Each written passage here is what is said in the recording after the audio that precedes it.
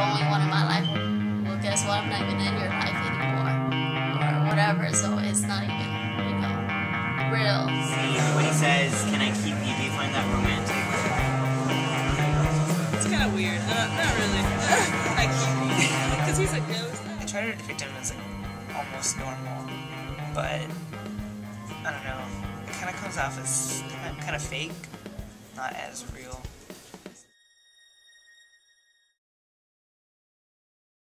I think a couple of them maybe portrayed him fairly well, particularly the ones that were more sort of focused on like the individual moments or the individual feelings associated with being in love and finding that connection. Well, it's very cliche, like the quote, Something very if you badly, want set it something, free. let it go. If it comes back to you, and if it comes it's back yours to you, forever. it's yours forever. And then another guy also said, "You're the only one for me."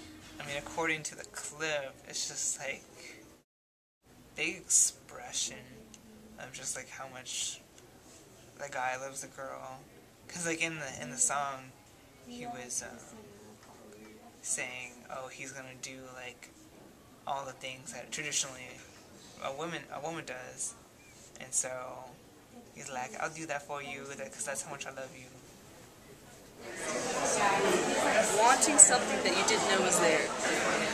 Like that. I mean, I've seen the movie, so I mean, I think that it sort of comes out of like passion and a certain infatuation. So I don't know. I don't personally know if you can like feel so strongly in how they didn't know each other for very long, right? Yeah. So I don't know how is it portrayed, and it's sort of a passionate but also logical explanation of an emotion that he's feeling. The concept of love is probably a very specific and personal thing to every individual person, particularly romantic love. And so in that sense, I mean, whatever feelings that those characters were feeling specifically may not be generalizable to everyone. And in some cases it might be. I think what they depict probably is more reflective of the maybe more common or romanticized love that we think about. I mean, they're movies, they're fairy tales, they're Cinderella stories, when in fact, I think, although some of those things may be reflective of what we go through, it's love, romantic love anyway, is much more personal. It is over-exaggerated. I don't think that really happens in true life, and well, at least not in my personal life. And they have the romantic music in the background, which doesn't really happen when you're actually talking to someone. Most of them were women, sort of, I guess, as a not as a victim necessarily, but like as a subject of love, like something upon which love acts. Yeah. So women were the ones being loved. I would actually change the girl's reaction, because I don't know, the way they reacted to some comment or something, I guess it was pretty like lame. Like that's not how we would really react to it. Friend's wedding thing kind of annoyed me. Say it right then, out loud. It's like, nah, otherwise, the moment you're not very substantial. I mean, she's sort of this like flustered female that doesn't know how to sort through her feelings, and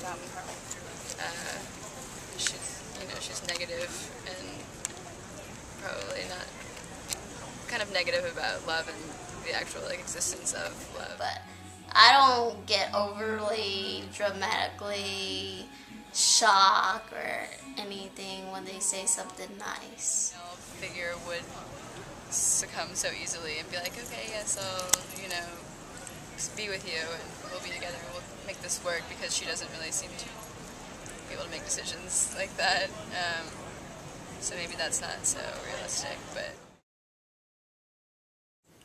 they try to normalize them, like, well, especially the female character, because Adam Sandler's character is kind of like over the top singer, wedding singer, but they try to depict him as like almost normal, but I don't know, it kind of comes off as kind of fake, not as real. They're the ones that love something that they didn't know was there. So they're surrounded by love, they didn't know it was there until then they see it, and then they want it.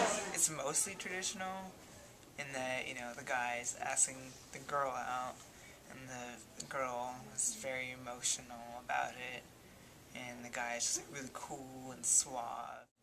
But it's also kind of interesting about the song, again, just him saying he would do like all the things that women normally do just to show how much he loves her.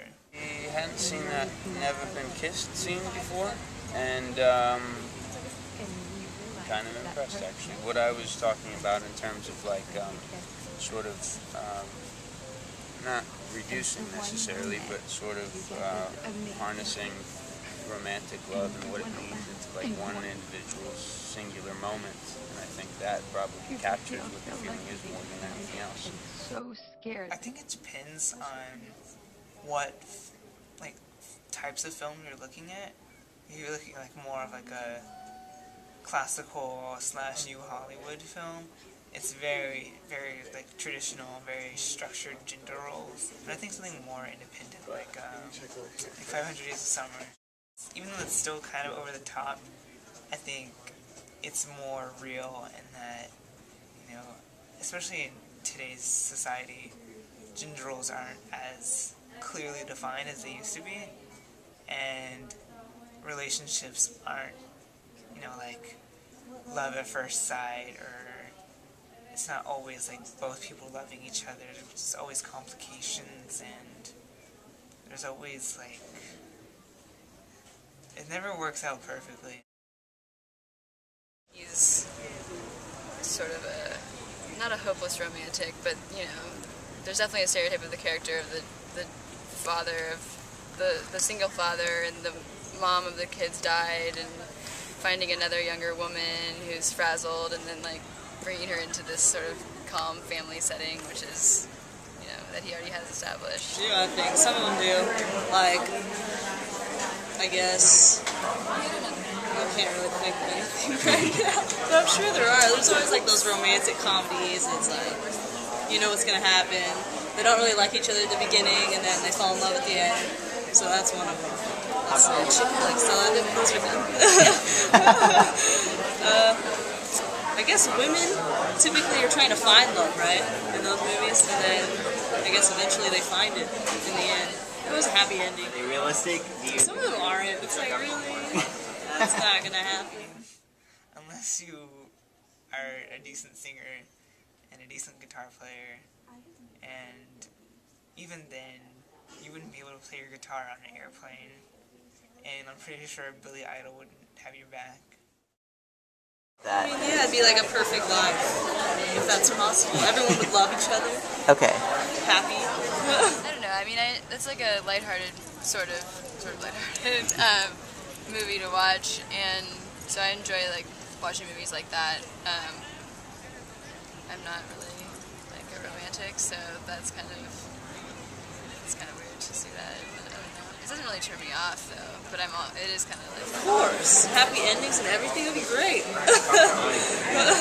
In most situations, it would be very like, oh, romantic, like my boyfriend just played me a song in Drew Barrymore's case, or I mean, if a female played me a song, I think that'd be pretty cool.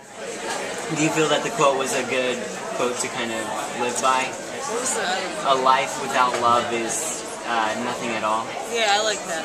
You like that? Don't try to compare it to society, because that's not how it's gonna work out. Thank you. Don't believe it and don't expect it, or else, you know, you're gonna be pretty crushed to believe that, oh yeah, that's how guys are supposed to be to you, because that's not really reality.